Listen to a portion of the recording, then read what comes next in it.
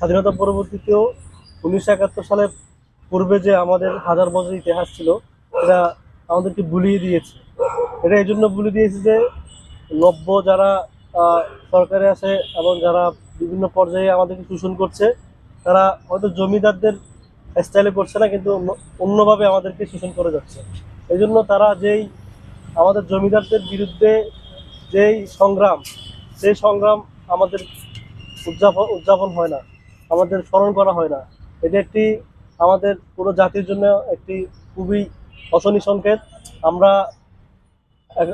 এই বছরই শুরু করেছি, ইনশাল্লাহ আমরা আগামীতেও এই দিবসটি পালন করে যাব, এবং আমি পুরো বাংলাদেশকে আহ্বান জানাই, আপনারা আমাদের পূর্বপুরুষদের ইতিহাস সংগ্রামকে ধারণ করুন, এবং আগামীতে যারা নব্য জমিদাররা গড়ে উঠবে, আমরা দেখছি এখন অনেকেই গড়ে উঠেছে। বিশেষ করে আমাদের ঢাকা শহরের ম্যাক্সিমাম অনেক জায়গা আপনি যদি দেখেন, যেগুলো হলো পুরোটাই ভূমি দখল করে খাচ্ছে নব্য জমিদাররা।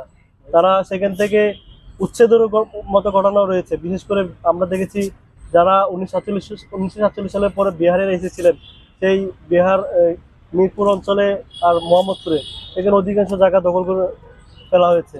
যেটা হলো সরকারও এক্ষেত্রে অনেক রাষ্ট্র এই জায়গায় জড়িত, এবং সেটা বিভিন্নভাবে বিভিন্ন মানুষকে দিয়ে এই যে নব্য জমিদারি ব্যবস্থা চালু হচ্ছে সেটা। এবং আমরা দেখেছি বিভিন্ন কোম্পানি, বড় বড় কোম্পানিগুলা অধিকাংশ জমি তারা দখল করে রয়েছে।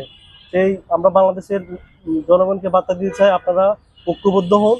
নব্য জমিদারদেরকে এই বাংলাদেশে আমাদের পূর্ববর্তী যে জেনারেশন ছিল, তাদের মধ্যে তাদেরকেও এই বাংলাদেশের যে নব্য জমিদার কথা চালু হয়েছে তাদেরকে উৎখাত করুন। জমিদারি শোষণ নিপীড়নে শাহাদাত বরণকারী বাংলাদেশ সহ গোটা দক্ষিণ এশিয়ার ধর্ম বর্ণ নির্বিশেষে সকল জাতির শহীদদের জন্য দোয়া করব, তাদের রূহের মাগফিরাত কামনা করব।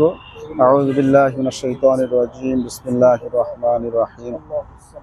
কুল হুয়াল্লাহু আহাদ, আল্লাহুস সামাদ, লাম ইয়ালিদ ওয়া লাম ইউলাদ ওয়া লাম ইয়াকুল লাহু কুফুয়ান আহাদ।